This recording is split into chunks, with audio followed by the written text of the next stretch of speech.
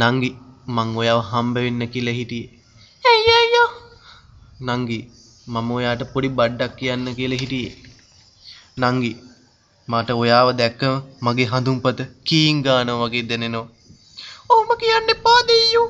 මට වාවන්නේ නේ. එහෙනම් නංගි මම කියන්නද? කියන්න අයියා. අයියා නායක දෙයියන් පල්ලා. ඔන්න මං දැන් කියනවා.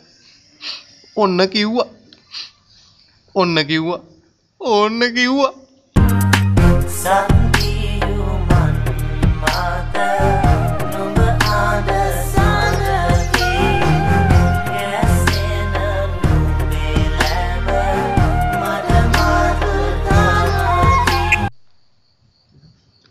Mana caranya?